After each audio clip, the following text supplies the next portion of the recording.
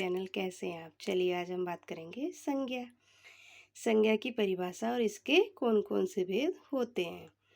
परिभाषा। संज्ञा का शाब्दिक अर्थ होता है नाम।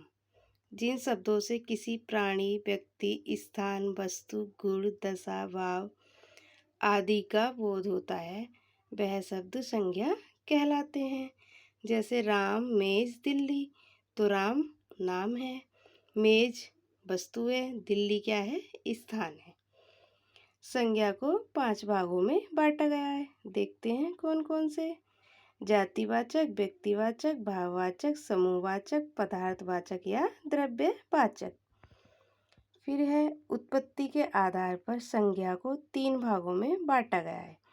जातिवाचक, व्यक्तिवाचक, भाववाचक।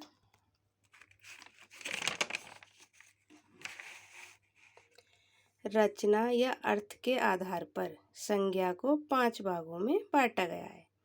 पहला है जातिवाचक, दूसरा व्यक्तिवाचक, तीसरा भाववाचक, चौथा समूहवाचक, पांचवा पदार्थवाचक या द्रव्यवाचक। संज्ञा को रचना या अर्थ के आधार पर तो 5 भागों में बांटा गया है और उत्पत्ति के आधार पर 3 भागों में बांटा गया है। अब हम बात करते हैं जातिवाचक संज्ञा की।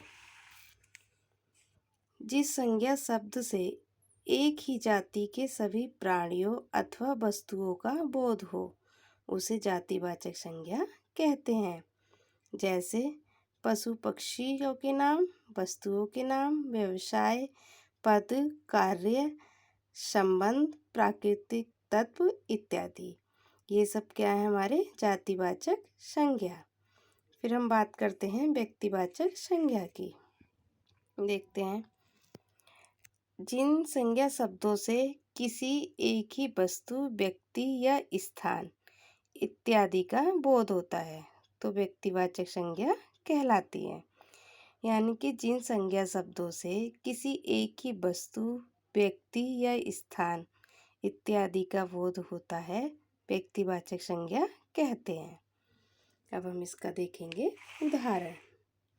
उदाहरण व्यक्तियों के नाम, जैसे राम, मोहन, सीता, राधा इत्यादि। तो राम और मोहन, सीता, राधा ये क्या है? किसी व्यक्ति के नाम हैं।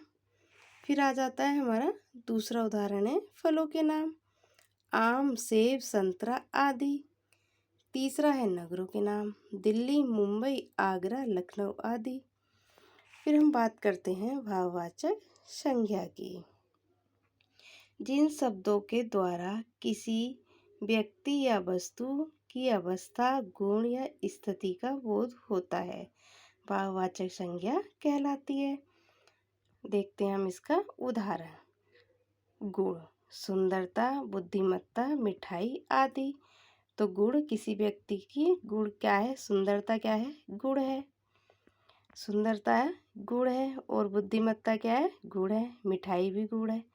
अवस्था, बुढ़ापा, जवानी, बचपन आदि।